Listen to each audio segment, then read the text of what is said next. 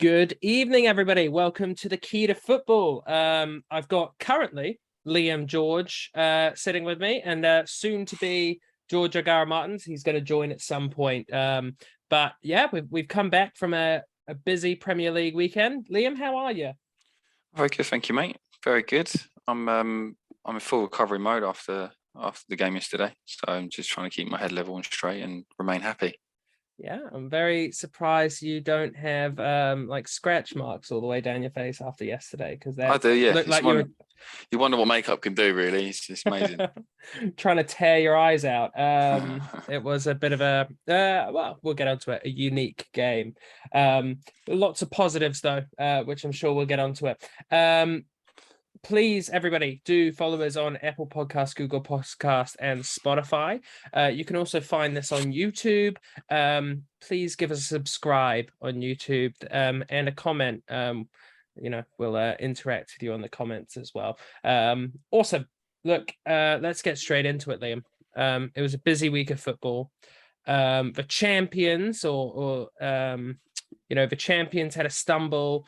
The runners-up had a stumble. So it was prime time that Arsenal took their position at the top of the table and beat Man United to have a statement win. Isn't that right? Yeah, that's exactly what we needed to do. Not quite how it panned out, though. Look, I'll tell everybody, Man United won 3-1.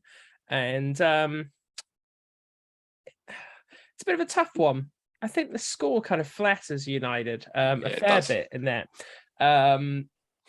Interesting game from my perspective as a neutral watching that. Obviously not really a neutral because I never really want the United to win, but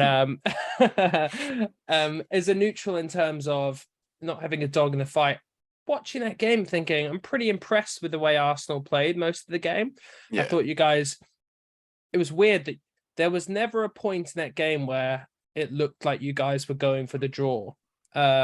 Which is something that I feel like against top six sides you guys have been really guilty against in the past, which is like, we're just here actually to we'll get a point and then we'll beat the other teams. Well, this time I really thought that you guys went out there, played well, and in the end, I don't know, just got maybe a bit of experience was the difference. Maybe the cooler heads prevailed with Eriksen and no Ten Hag. I don't know. What were your feelings on the game there, Liam? I think you're right in what you were saying, that in terms of the game itself, it wasn't a 3-1 game, really, was it? When you look at the scoreline, and I think the feeling still today, and listening to what other people have said since, is very much that as well. We were in the game. I think the first 10-15 minutes, United started better. We weren't quite at it, and then I think after the goal that was disallowed, we really took the initiative, and from that point onwards till the end of the first half, we were a better side, and then practically for the majority of the second half as well, right up until their second goal, we were just in complete control. And it was frustrating because I think we deserved more out of the game, but also in the same breath we almost didn't, because we created chances, a lot of chances, but just didn't. It was frustrating to watch because we didn't take that final shot. We wanted to make that extra pass. I think touches in the box, we had the joint most amount of touches in an opposition box than any team this season so far. But if you actually correlate that into how many shots we had, we didn't have many. I think we had 2-3 shots on target, maybe. That's not enough. It's not enough. You should be trying to take that.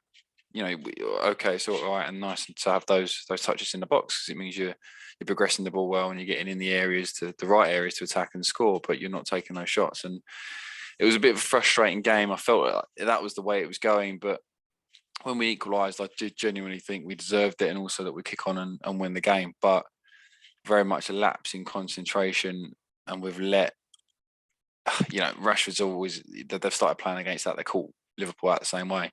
They started playing on the sort of last man's shoulder and trying to get those balls in behind, and playing a bit like they did with Ole Gunnar Solskjaer when he first came in, and they got some results against big teams because all they did was just try play on the counter. Exactly, and they did it again. They did it well. Yeah, I said to you last week, I think on the last podcast, is the most important game would be, the most important part of what I want to see from Arsenal in the next few games up until this game. This would be the test, would be a performance, and I think we definitely got that. We got more than that.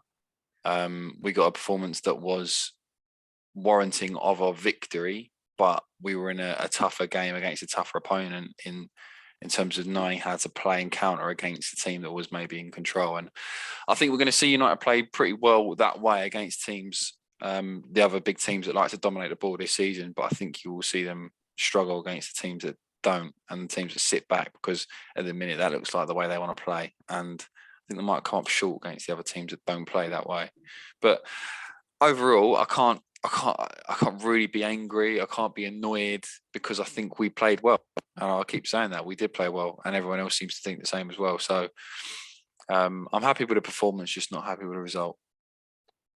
Sometimes at the beginning of the season, it's weird, isn't it? I always think for Liverpool and City, the important part is actually getting the points. Like, you get those points and you stay in the title fight, and they'll pick up form later. But for a lot of other teams, I know a lot of other teams would want that performance to show, actually, this is like, Arsenal have done really well in the first 4 or 5 games. But there was nobody that you could say there, all right, well, no, we are actually in contention for top 4 here. So putting in that performance against Man United, and yes, it didn't go your way, I think it was an important statement. And look, I think 3-1 did flatter them a little bit. You guys were riding it until that 80th minute. I think, was it 80th minute, the goal? 60th, no, actually. it was like the 65th, I think. Yeah. So look, it was a tough game for you guys, but a lot of positives to take out of it, really. And I know there's parts of the game we're going to get into in the next part, which will be the ref part. But in terms of your standout players, who did you think had a good game for the Arsenal part?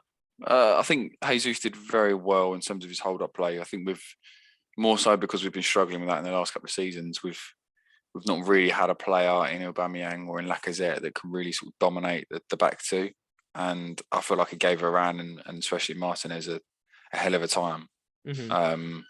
And I like that. I like seeing him really, back up against those guys, and they didn't like playing against him all game. You could see it. Saka, I'm glad he got a goal from open play for the first time in a little while. He's had a bit of a dry spell from goals scored in open play. Other standout performances, I think it was a good team performance. I think Lokonga, considering he's only had one other game so far this season, played well.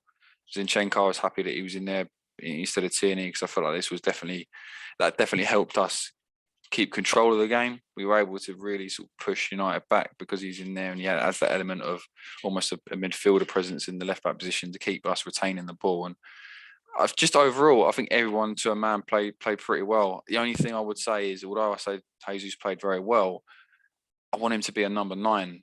I want him to be in the box, scoring the chances, and being there, being the last man to put the ball in the back of the net. And I feel like sometimes he was so involved in trying to build the play up and engage the centre half, and just throw himself about a little bit, which is good, and he did it well. It was almost that we didn't really see him being in the positions in the last phase of the play to then put the ball in the net, and I think that kind of cost us a little bit. So yeah, I think overall as a team we played very well. We had some good individual performances, but yeah, I think we need to just correct that in the next game. I'm interested to see what he does, and I hope he tells Jesus, look, well played, but we now need you in the box, sticking the ball in the back of the net rather than doing all the pretty stuff. Yeah, look, I agree. Welcome, George, by the way. Nice of you to join us. Hello, Maze. Hello, George. We're just mid-conversation of Arsenal, Man United, as you probably heard there. The only player I thought from the Arsenal perspective that I've noticed made a couple of mistakes, and he wrote one of them right last week after his mistake, but I thought Gabriel again looked a bit shaky in a couple of situations. And I think, I can't remember which of the goals, but he was at fault for one of the goals. And I thought we had a good game, actually. I know the goal you're going to talk about. You can talk about Rashford's one, I think, because. But the thing is, I I don't think there's much you can do in that situation, right? He's not going to outpace Rashford in any case. All he can really do is try and bring him down there, because with what we shouldn't have allowed is the ball to come through the middle of the park like we did. That was I can't remember who fell asleep at that point. Someone switched off and allowed. There was 2 quick passes in the middle of the park, and we had Fernandes breaking free, and then he's had a look up, and by that point Rashford's already on his bike. And Gabriel, he's not as quick as Rashford. You're never going to catch him in a race. So you could ask maybe that he's maybe a bit more switched onto that situation. He's running back beforehand, but I don't think you can really fault him for it. I think it's just a good transitional play from United. I wish I had it on me, because I watched that game and I thought, oh, it was guilty from him. But maybe I'm wrong, and I will bring it up next time if I am. And you'll apologise. I will apologise, but I know I'm right, so I probably won't. Look, let's move on to the. We should probably say we've spoken out from an Arsenal perspective. From a Man U perspective, a great result. Showed the character that they've been lacking for a lot of the last couple of years, winning games they don't deserve to win, being able to be resilient, showing that they can score more than 1 or 2 goals. I thought it was a decent performance from United, though they lacked possession. What they made up for was just being ruthless in terms of finishing. Yeah, I thought it was a decent performance and a pretty good performance from Eriksen, Antony, obviously Rashford. Yeah, a solid performance, and it looks like United are going to be. I'm not going to say top 4. But I'm going to say that they're going to be a bit better than people thought after the first couple of games of the season. I think that they will be definitely top 6. All right, let's get into the good part, because this is the part that is slamming Twitter at the moment, which is we're going to get into the ref watch section. Now, George, I don't know if you wanted to speak about anything ref-wise. I know that there was definitely been a couple of games. So off the top of my head, I could think of West Ham, Newcastle, Villa, and Arsenal that all had very controversial decisions this week in terms of refs. Villa should have won against City in the last couple of minutes. Arsenal had a goal disallowed, which from what we say, like, they want to happen is it to be like the refs and only really bad decisions overturned. Newcastle, I can't even remember what the Newcastle one was now when I wrote this down. Joe Willock pushing the back. That's it. Joe Willock that was dirty, actually. That was a really bad one. That's shocking. That was a really bad one. Yeah, and West Ham, obviously, as well. Who wants to start? Because I'm not obviously the resident expert in ref watch. Just forget it and just let Liam talk.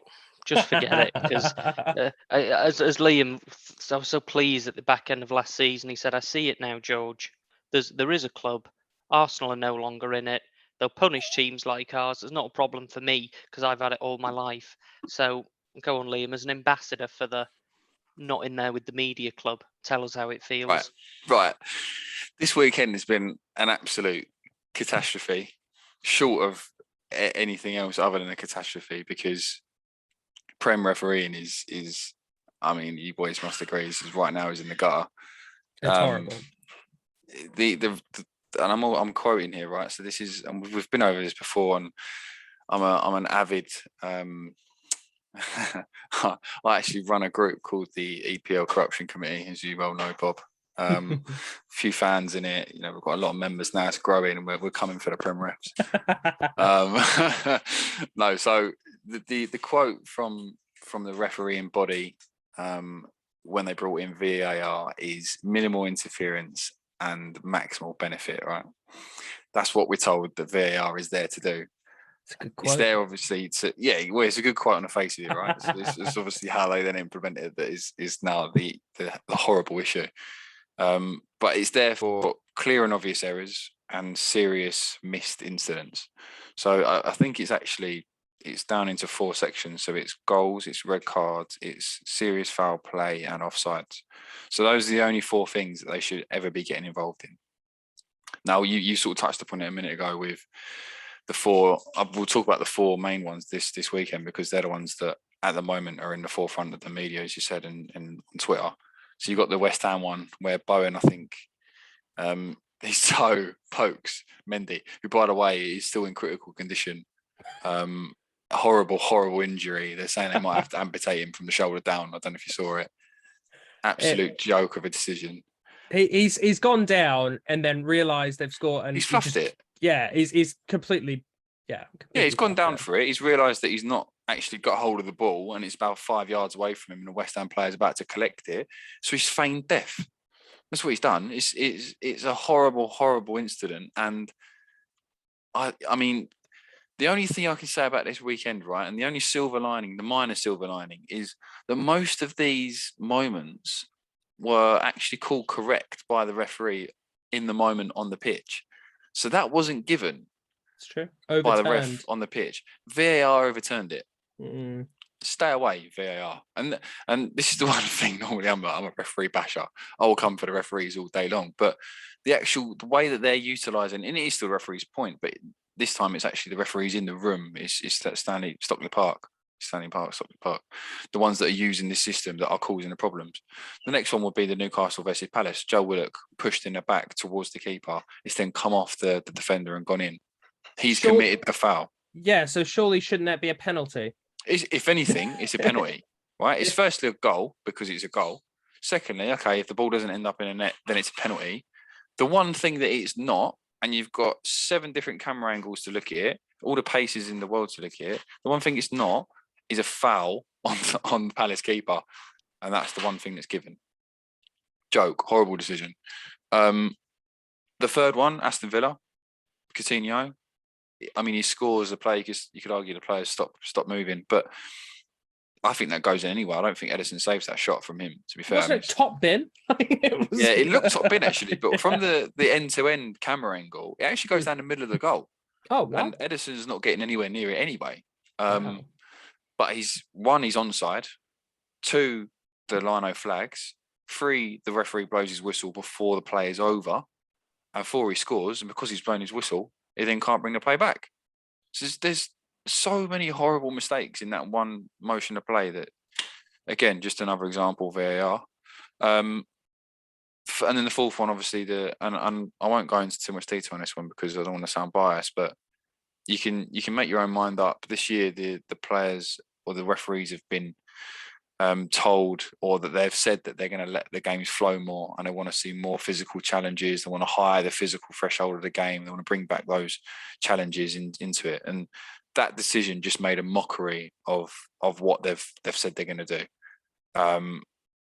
That only highlights the deficiencies and not being able to consistently do what they say they're going to do. Tougher challenge. I mean, we actually saw one in the game before it. So there was 2 games on Sunday. It was Leicester Brighton. Tielemans goes shoulder to shoulder with one of the Brighton players, doesn't touch the ball. He shoulders, I can't remember the Brighton player off the ball, and then they break and they score.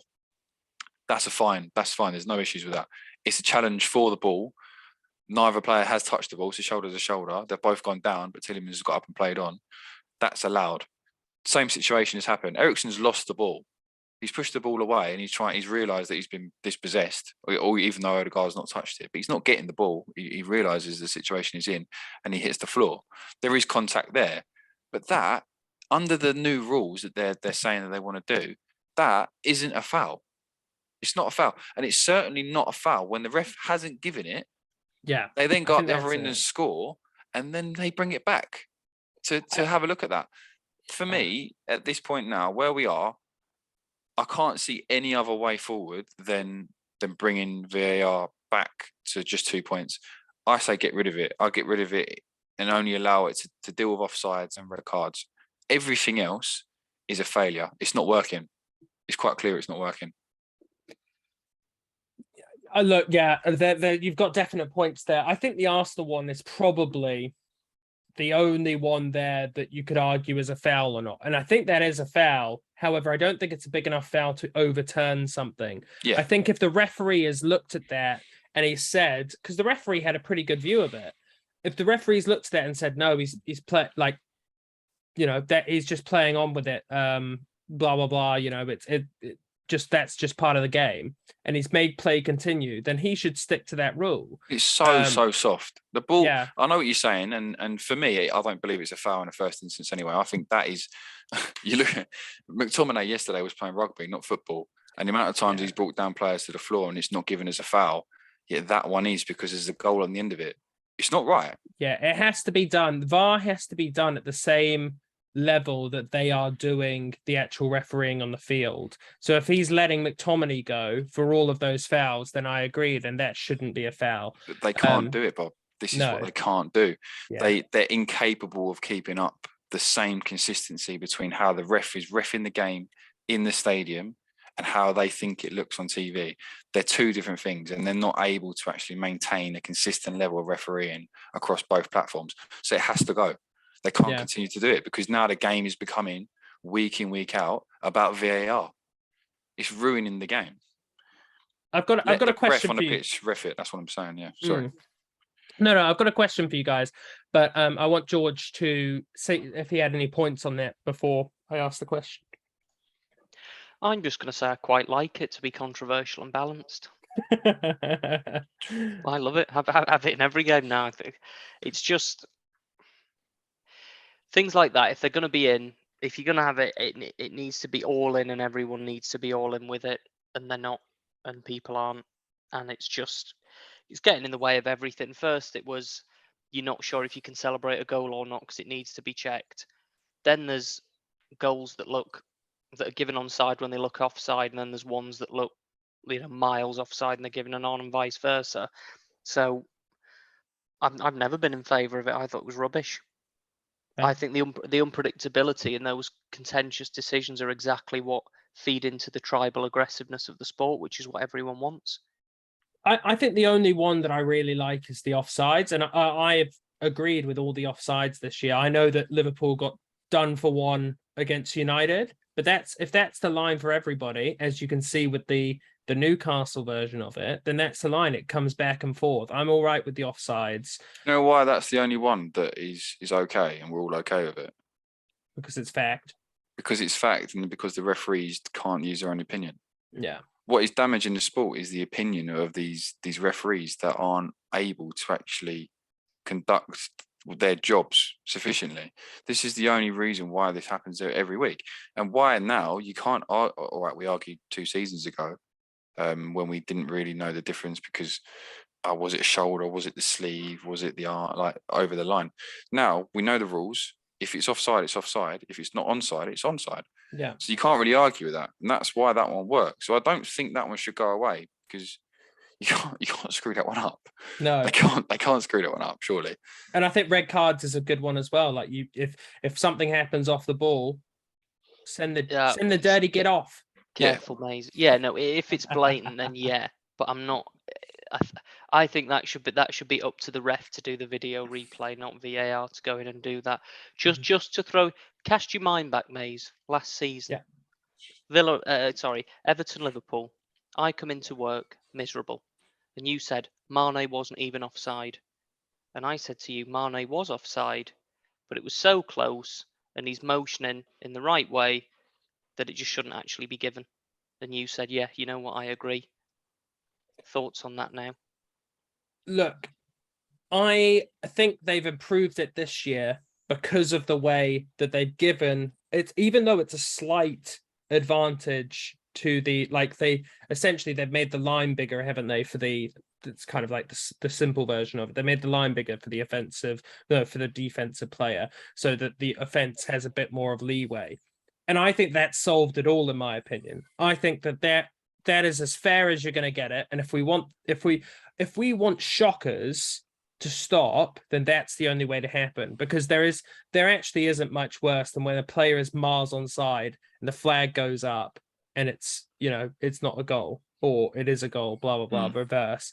There isn't much worse than that. I would prefer to have that part factualized, and then everything else.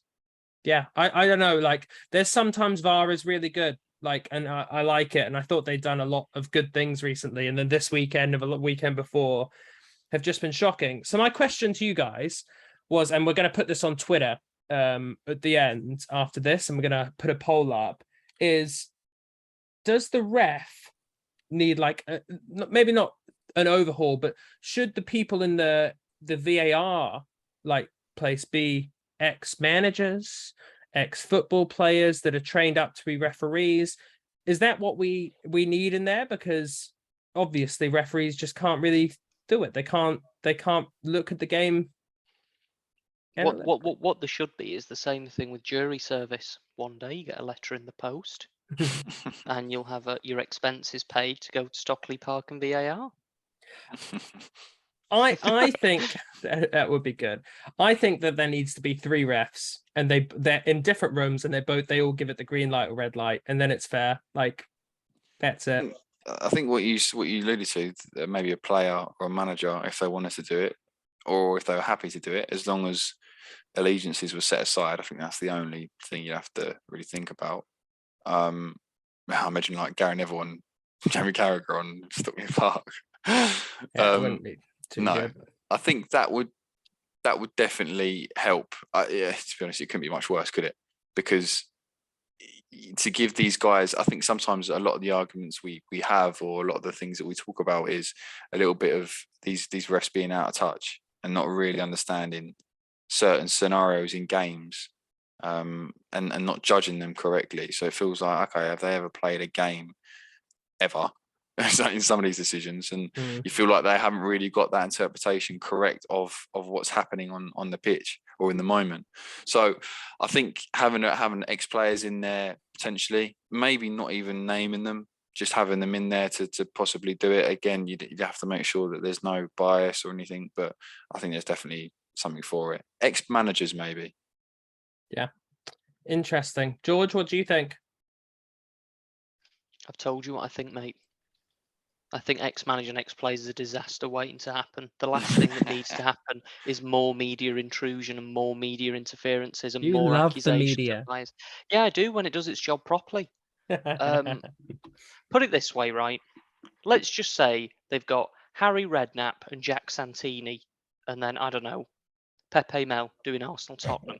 When Tottenham win that, hold on, Liam. You've got to have some good people in there. When Tottenham win that, Liam's going to be the first person to say, that's not fair. That's not fair. I wouldn't want to know who's in there. This is what I'm saying. I don't think we should know, because that takes the media out of it as well. You'd be the first don't want to know who's pushing those buttons. I want an investigation. That's what you'd say. I want an investigation. I probably would, yeah. Exactly. You just think it's Martin Atkinson in there. That's it. All right, let's move on. Refs are a disaster topic, and it's always I don't know. I hate talking about refs, but it needs to be done. Let's move on to the happy part of the show. Leeds, George. Obviously not a happy result for you at all. No. But was there any positives about the weekend for you? Tony, from our point of view, not really. Yeah, I mean that did frustrate me, because the number of DOSers that have got Tony in the fantasy team frustrated me a lot. I mean, that result wouldn't have been half as bad if we would have just done our job and beat Everton at home last Tuesday. If we would have beat Everton at home, then that would have been fine.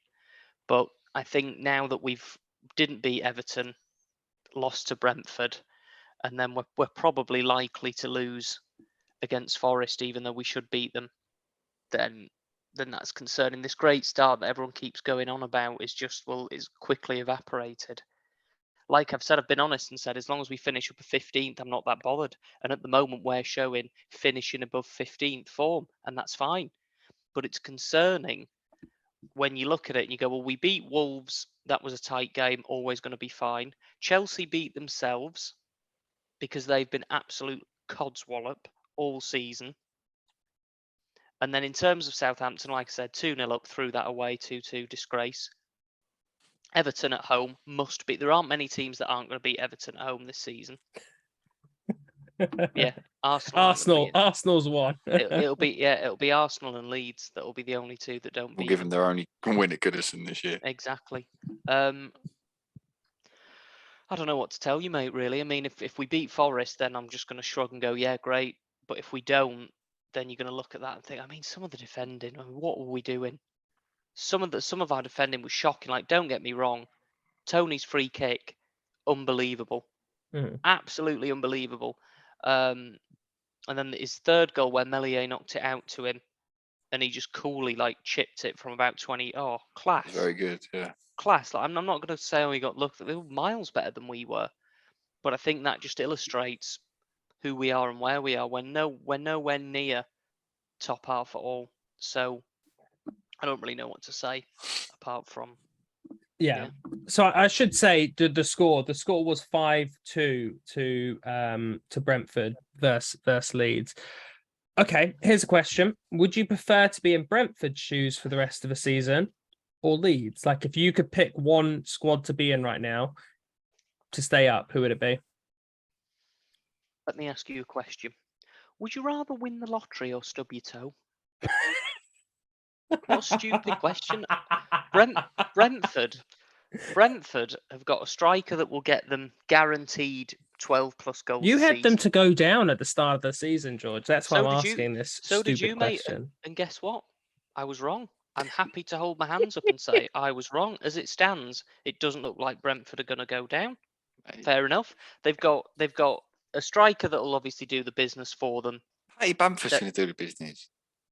I've never said that. Bamford will play 13 games tops this season. He's made an absolute unbelievable goal line clearance, by the way.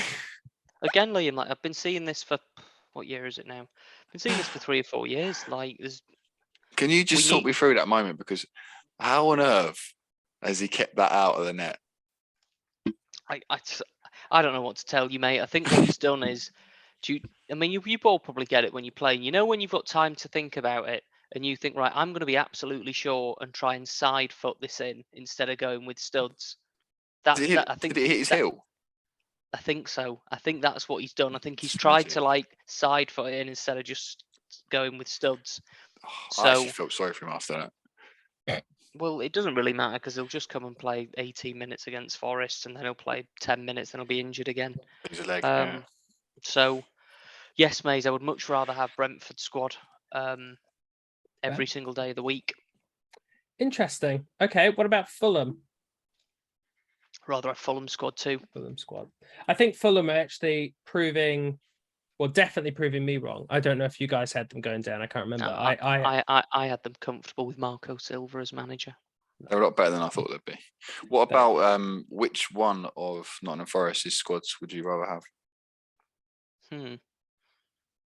The thing is, on paper, I'd obviously rather have Forest squad, but then I look at it and I think they've got like 8 good players to play the same position. Forest have got 48 players. A or B? Which one? They can take a different squad every week. Which squad? I'm just going to go with 21 signings, by the way. 21. That is nuts. It's incredible. That's literally we're going hell for leather, and if we don't stay up, we tried our best. We're banging trouble. Yeah, that's going hell for leather to try and stay up. Okay, before we finish going to the Liverpool City part, Leicester City. I'm just looking at the table. A shocking start, right? An absolutely shocking start. Do we think they're turning it around, or has Rodgers gone by in 2 games? I'll let Liam go first. I think he looks like a defeated man, doesn't he? I think so. With no signings, I think he's just gutted. I think he's absolutely. He went in there because it was a project quotation marks project, and promised he was going to get some money to spend on some players, and all he's done is lost players. Yeah, I do feel for him. I mean, he's spoken in interviews pretty well. Actually, he's not done a Scotty Parker. He's not just belittled the management. But he's spoken well. He's explained what's happened. He's explained that the management have said to him that they haven't got money to invest, and he said, "I've accepted that, and okay, if that's what it is, that's what it is, and we have to just deal with what we've got." He's also said that we're not the team we were 5-6 years ago when we won the league, and you can't expect that from us anymore. And there is a kind of defeatist tone in the way he's speaking now, and you can get that vibe from him. And I do feel for him a little bit. I think he's gone in there like you just said, Bobby, you've gone in there with a project in mind, and I think they were about to kick on, but really they've kicked back. And I feel like that now is sort of hitting realization, or maybe in the summer, I think it hit realization for him. And yeah, it's a toughie. I think if they lose any of their sort of key players, the Tielemans or the Maddison, maybe in the January window, or Barnes even, I think they're really in trouble to go down. Interesting. What do I think? I think he's trying to orchestrate his own exit, which is fine. Don't blame him. They'll be fine. They'll be fine. 14th, 15th, 6th, they'll be fine. Not going to be a good season, but they'll be fine. You have to be a bit fair, Maze. He hasn't had no money. He hasn't had a lot of money, but he hasn't had no money. Fofana 30 million, Patterson Daka north of 20 million, James Justin 7 million, Jose Perez from Newcastle.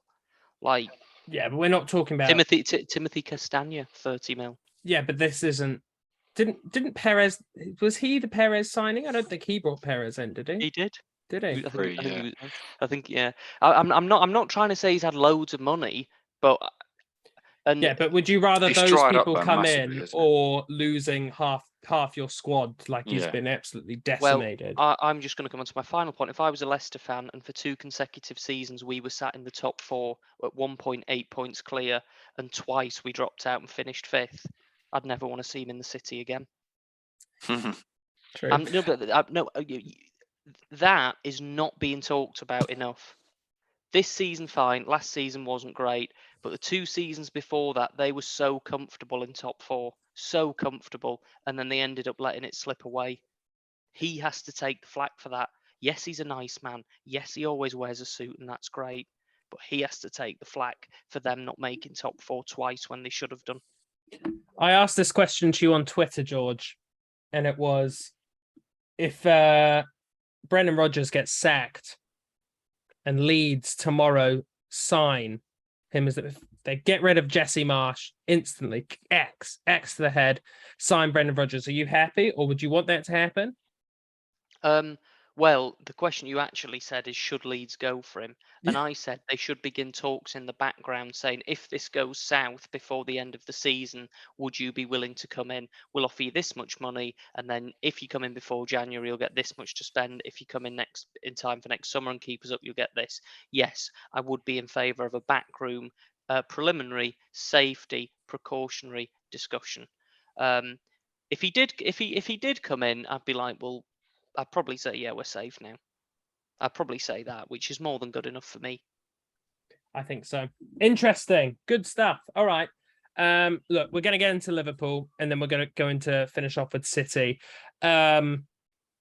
Liverpool. The question I've wrote on the notes is, should they be worried?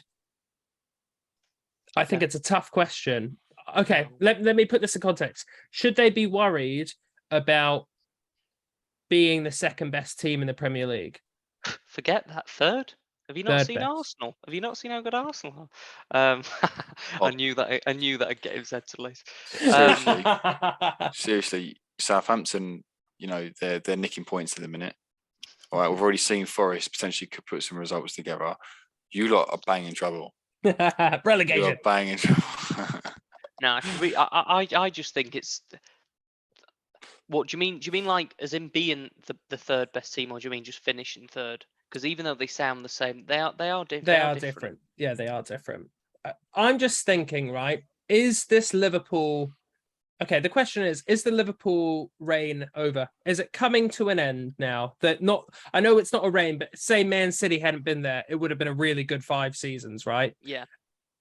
Is that coming to an end? And now Arsenal are going to be coming up there.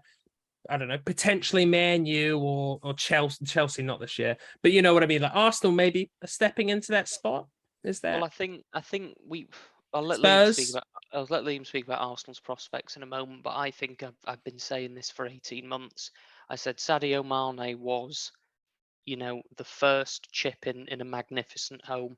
At which point we either need to downsize or we need to spend a massive amount of money to keep this where it is. Yeah, I mean, I don't think Liverpool are in any trouble, but I think it might be this season and perhaps next season, you're just going to have to settle for third and fourth, which I know, Mays, you'd be happy with. I just want to be in Champions League. Exactly, mate. But I think that Sadio Mane sign, him leaving, was a real sort of cornerstone in terms of this current squad. And like I said, Robertson should be at Dundee now. So go on, Liam, take it away, mate. Do I think Liverpool are going to slip behind Arsenal? Or no, yeah, okay, or Spurs. Not yet. No, not yet. I don't think we're still at the danger point where Liverpool are not bouncing back this season. I think we've got a couple more games. You need to start firing in terms of you need like Nunes now to really go, okay, let me just... Jota's back this week. Yeah, okay, yeah. So there you go. So you need those players now to be like, okay, let's just start banging some goals in. Let's get the juices flowing. Let's get the points on the board, and I think you'll be okay. You need to bring that fear factor back a little bit, because I think losing... I know we've said it before, haven't we? Again, George just alluded to it, but the Mane loss, I think, is a big loss for you guys, and I don't think you've got the right personnel at the moment in that team to replace not only his ability but his character and the fear factor of that front line. Firmino's probably got one season left after this one, and then you've got Salah. I think Salah's a much better player when there's better players around him, or as good players around him. So I don't think he's got that at the minute, and I think you are a worse team than you were last year, but I don't think you haven't slipped off the mantle just yet. I don't think Arsenal are up there and threatening, or Tottenham are threatening you at the moment. I think you'll come good, but quite clearly you need some warming up, and you need to really start putting some points in the bag. Can I quickly ask you, Mays, before you... Do you remember when I always said Mane's your best player because he scores important goals instead of scoring a hat-trick against relegation fodder like Leeds, right? Yeah. And you said Salah is the best player because without Salah, everyone doubles up on Mane. So Salah, like, what am I trying to say? Splits the responsibility. Do you think that that's essentially what's happened, but in reverse? Now that Sadio Mane has gone, everyone's just doubling up on Salah, and that's it. 100%. He's just less ineffective as a consequence. I think a lot of the games that Salah had really good games in was games where they might have maybe just tried to split it between Sadio and Salah. It's really noticeable how many times Salah has 2 to 3 people on him whenever he's playing at the moment. And I was going to bring up how you guys thought about Salah, but that's kind of answered my aspect of it. I even like, unless you are Lionel Messi or maybe Ronaldo, like the 2 generational talents in the world, I genuinely think if you're being doubled up on, it's really hard to damn play football. Haaland might be the new person that you can't just double up on because he's just in the right position every single time.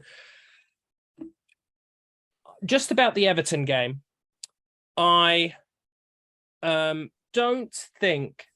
I've always said, and George can hold me to this, I've always said that a draw against Everton away and a draw against Man United away is a good result for Liverpool. If we lose the season by 1 point, I'm never looking back on the Everton game or the Man United game where we drew them away, because for those are the games when form doesn't matter. Like, the people on the field don't really matter. A lot of the time it's just fouls and, kicking the ball out within 5 minutes of the game starting. The games I would look, if we lose the league by 1 or 2 or 3 points, is Fulham 2-2 first game of the season, Palace 1-1 second game of the season, losing, I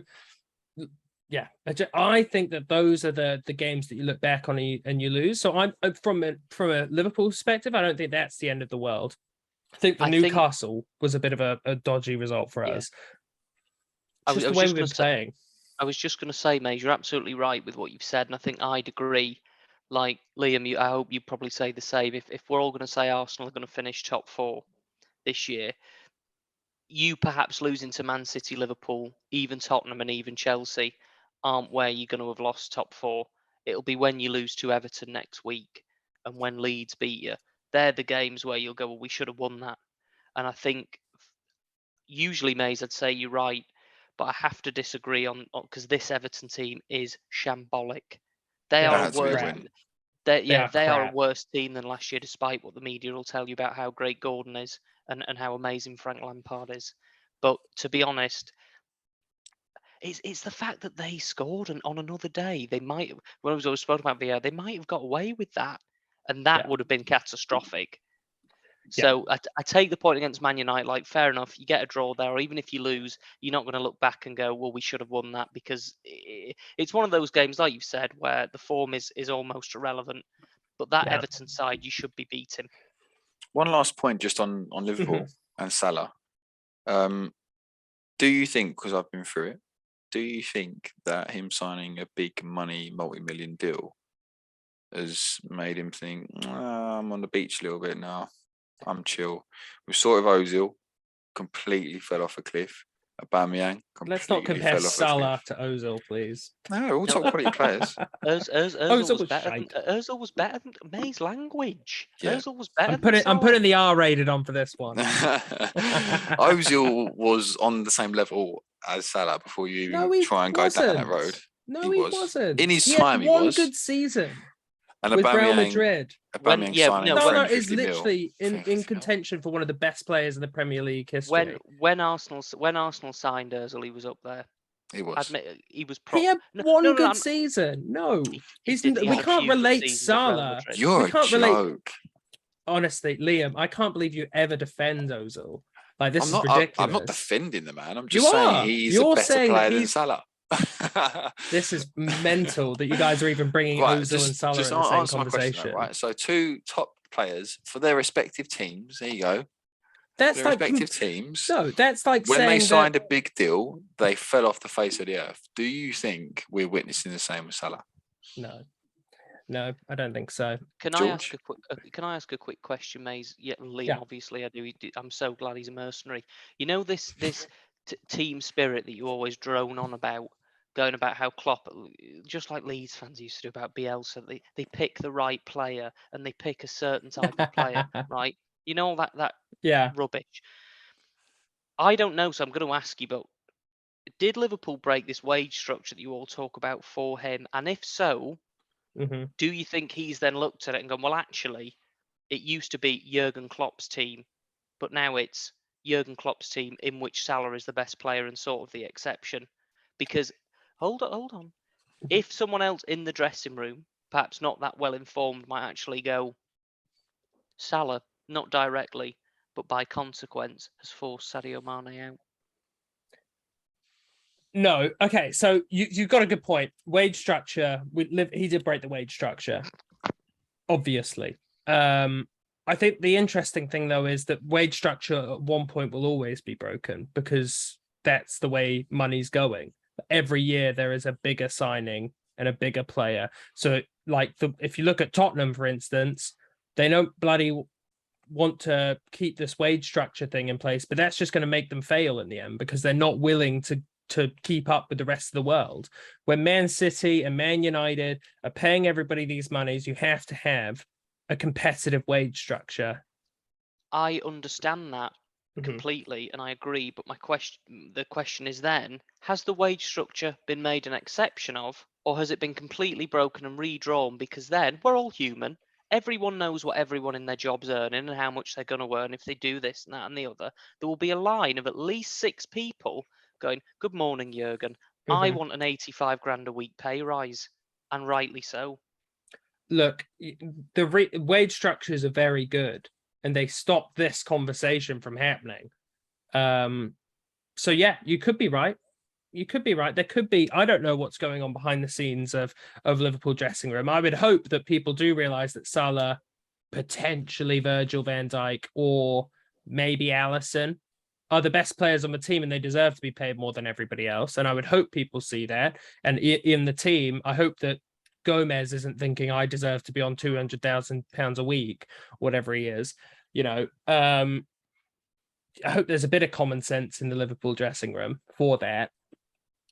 I don't know. I think that Salah always does this. He always has ebbs and flows in seasons. He will have massive dry spells, and then he will go on and he'll be the best player in the Premier League for 10 weeks in a row. And then he will go into this dry spell again, and everyone says that Mane's the better player. Normally, what bails Salah out is Mane scoring on the other side. And that's why this is so noticeable for Salah right now, because Mane's not there bailing him out. You haven't got anyone else like that. Yeah, Jota's been injured back this week. I think that'll make a massive decision. I think if anybody wants to put a bet on, my bet this weekend is if Jota plays, put some money on him scoring, because he will score. We don't advocate betting on this podcast, by the way. No, not at all. No, not at all. We're not being sponsored. But we will put a sign in the bottom corner for Sky Sport if they want to sponsor us. Look, all right, let's move on to the final one that we're going to talk about. City, Manchester City, right? It's a bit of a weird one because we say they look unbeatable. We say they look like they're going to win every game. They have the best striker in the Premier League, probably the best striker in the world right now in Erling Haaland, and yet tied 1-1 to Villa this weekend and probably could have lost it in the last couple of minutes. Is this a blip, or can we say it's becoming a little bit of a trend as you look at Newcastle a couple of weeks ago getting 3 goals against them? Is there a bit of a shaky defense going on? So yes, they have the best attack in the Premier League, but is the shaky defense going to cause them games this year? George, Liam. Oh, sorry, just quickly. My word of the week last week when describing Man City was get at a ball. Do you remember that word? Get at a ball? Get at a ball. Get at a ball. Ooh. Man City's defence. I've been hearing it in my sleep ever since. Liam. I know you would, George. Man City's back line is get at a ball. That's what I'll say. Interesting. You may go. I mean, to be honest, I just don't think they've got going yet, and I'm not going to lie, mate. If this was Liverpool, I'd be going after them hammer and tong. But well, I'm an honest critic, but I just don't think they've got going yet. Now with Newcastle, I think that was that's the classic. Oh, we're just going to turn up and win today. That everyone's guilty of. You don't care how many quotes you put on a wall before, or that you put on your Instagram something from Muhammad Ali or Mike Tyson. There's been days like Mays. I'm not going to debate, but there's been times when we used to work together where we go, it's going to be an easy day today. Yeah. And of course, it never was it? But no, of course not. Worked the bone. But that's the thing. City turn up, they go, we win. The only thing I would say is I think there might have been a little bit of galvanizing. There should have been from Stevie saying, right, if we get battered today, guys, I'm gone. So if you've got. Well, if he would have been. I said to you guys last week, right? I said that if they can nick a point or a Sorry, performance... Liam, why are you laughing, Maze? just the bluntness, Stevie G crying. Save my job, please. Please, I don't want to go. Please don't make me go, please. I think if they put a result in against us or City, then he's got a little bit of room to breathe, and I think he has now done that. I think no one expected him to get a point against City, maybe us, but I think he might have given himself another week to breathe. Yeah, absolutely. Who did they play against the week before? Wasn't there some controversy in that game? Yeah, no, they went up, didn't they? Yeah. Ramsey rugby tackled our keeper and it wasn't given by VAR. Have I mentioned VAR? only a couple of trillion times. Jesus Christ. But no, Maze, to be honest, I just think they haven't got going yet. I think the main thing for them, if I'm being honest, is that they just don't lose. Liverpool continue not to string together wins and then just try and keep Tottenham at Arsenal at bay. It is interesting, though, that in any other season, Liverpool will be out of this title race, but because both City and Liverpool have had dodgy starts, I think the gap is only 6 points between Liverpool and City and 7 points between Arsenal and Liverpool. So anything can happen, really. The season's still to play for. I just think that City are a better team than everybody else, so they'll just end up winning it. Okay, and I'm just going to go through the scores really quickly. Any of these games you want to talk about, we can go through. Everton, Liverpool 0-0. Tottenham 2-1 against Fulham. Nottingham Forest lost 2-3 to Bournemouth. Yes. Is that Bournemouth's first game of the week? Yeah. Let's quickly. Have you done? Yeah. Have we done Scotty Parker? Oh no, yeah, we should probably get into Scotty Let, Parker. let me just say, guys, we'll put this out to the audience, and we might even do another poll. And Liam, I'll obviously let you have your say. But me and Liam had a disagreement. I didn't think that it was, such a bad thing that Scotty Parker's gone onto the media and said, I can't keep this team up, we're down. So they've gone, all right, bang, we'll get someone in who can. Everyone, if you went into work tomorrow, turned to your line manager and said, I can't do this job, but we're paying you this money. Yeah, I still can't do it. Let me know if you would last until the end of that week. Absolute rubbish. Go on, Liam. I've finished. It's absolute rubbish. I used the metaphor to you, George. I said, if you go into work tomorrow, right, and your job as a data analyst is to use... oh no, my tombstone. If you go in tomorrow for your job, which is a data analyst, let's say, for argument's sake, and you sit down at your desk, your new job, and you sit there and you go, okay, I'm ready to start now. And they put a pen and a paper on your desk and say, there you go and do it. Everything you need to do as a data analyst. I'm not going to pretend to know what a data analyst does, by the way. So that's where my story is limited. Should have used somebody else, probably. Yeah, probably should use another job title. So I've kind of screwed it up a little bit. But the metaphor kind of works, right? Because without knowing what the job entails, you cannot do a data analyst job with a pen and paper. Scotty Parker was given a pen and paper to keep Bournemouth in the Premier League. He's not got the tools there, and he still hasn't got the tools there, even though they've got Gary O'Neill in there, who's just working on his honeymoon period at the minute, to keep that team up. But they're not going to stay up with that squad. So I agree with what you're saying. Yeah, I just said I think they're in the honeymoon period. Don't worry about that. I think they're going to. We already said they're going to struggle, right? And they've obviously gone through the end of the window and they've not brought anyone else in. Scotty Parker saying what he said in the press, it was risky. He's risky, but he's not wrong. And, we always talk about how these players and these managers are so expertly skilled in terms of speaking in interviews and not speaking with a heart. And, it's all robotic crap. I actually found it quite refreshing that he was able to come out and just say, look, we haven't got a back in, and at the moment the squad's not good enough. They got hammered 9-0. He can't just do his normal robotic interview after the game and sound like a really nice, upbeat person. Yeah, you just got to get him back in the change room, get him on the training ground, and get ready for the next game. They wouldn't have flown. He would have looked like an idiot. All right. Well, let's flip it around this way then. If your line manager was then speaking in a company-wide meeting, Liam, and he's your line manager, and your team just hasn't not been doing bad. You just haven't been doing as well as you would have wanted. And he went, well, they is what I should say. He or she, they stand up in front of the whole company and go, look, I know we didn't get targets, but have you seen the state of Liam George? Obviously, we're not going to get targets. You would go straight to their superior and go, I'm not having that. That's an absolute disgrace. And just a caveat, if Huddersfield Town can stay up, Bournemouth can stay up. I think Huddersfield Town had equally terrible teams around them in that year to stay Rubbish. up. Bournemouth at the moment, shocking. I think they were. But that shows you how worse the other teams were, right? Yeah. If Bournemouth end up staying up, Liam, will you happily admit you were wrong? Wrong about what? Scotty Parker moaning. If someone comes in, they don't spend any money and they stay up. Fair play. If they stay up, I don't. Because that's what a good manager keeps them up. You've got a pretty good bet of being right here, Liam. I know. Yeah, I'm not really worried about it, but they got hammered 9-0, and they were playing some terrible football. They have been playing some terrible football. Yeah.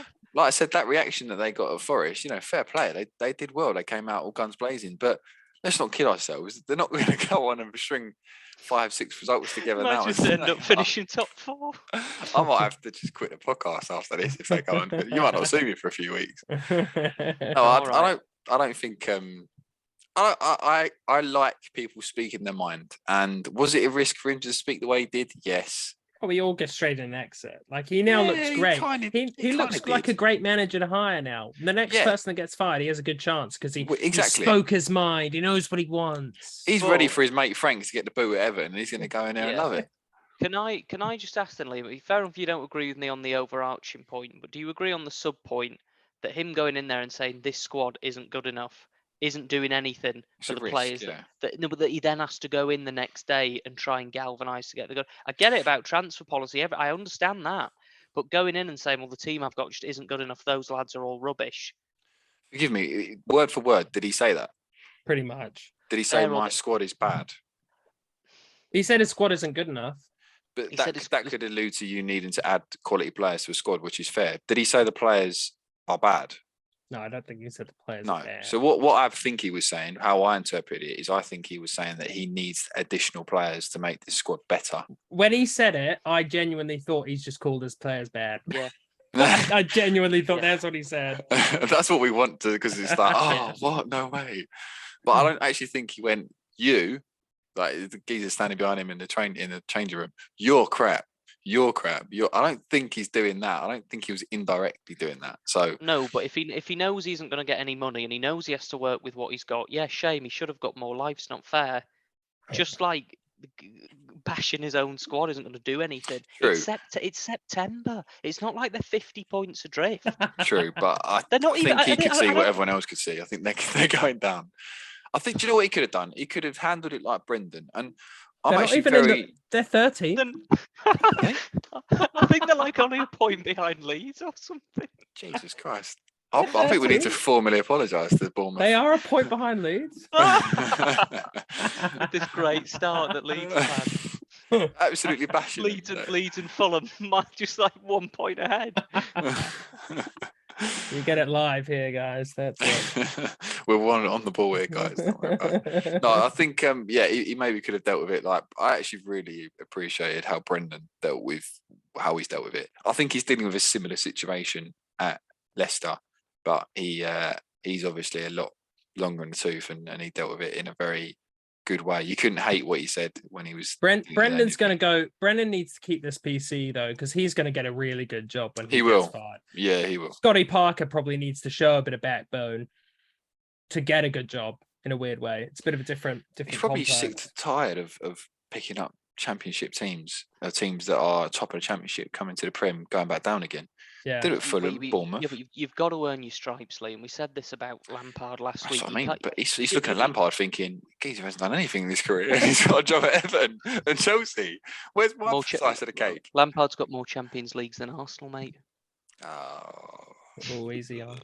I think we should wrap this up. Look, all right. Wolves 1, Southampton 0, Newcastle 0, Palace 0, Villa 1, Man City 1, Brighton 5, Leicester 2. Let's just say that Trossard Leeds, had... mate, not Leicester. Leeds. Oh, did I say no? Brighton No, 5, Brighton, Leicester 5. Oh, I thought you Leicester said 2. Brentford. See, that's me. Sorry. It's not. It's not tea. It's not tea in this Leeds mug, guys. Brighton 5, Leicester 2. Trossard had a game. If anybody watched it, I wish probably Trossard's should have a gone into player. that. Yeah, he's proper. It was a Yeah. game. And then we need to do a little bit more on I was about to say Pope. It's not Pope, Potter. Later on at some point in the future, because he's doing pretty well. And Manchester United 3, the Gooners 1. Come on, Gunners, top of the league. All right, we're going to end it there, guys. Great speaking with you all. Quick question, Maze, before we go. Quick question for Liam. When are we going to see Vieira? And before you answer, question for Maze. A Forest down? Just yes or no from you, Maze, and a date from you, Liam. Will we see him against Zurich, Liam? Yeah, we will. Yeah. Did you see him against United? No. Did well. Did he come on? He came Oh, on, 15-minute decent, cameo. very Looked good. Yeah, I'm excited. I hope he does start against Zurich, but I think he will. Forest are Good, done. Maze. Forest are All right, done. thank you. Cheers. The other thing is, please like and subscribe. You will catch us every Monday from now to the end of the season. Have a good day. Bye.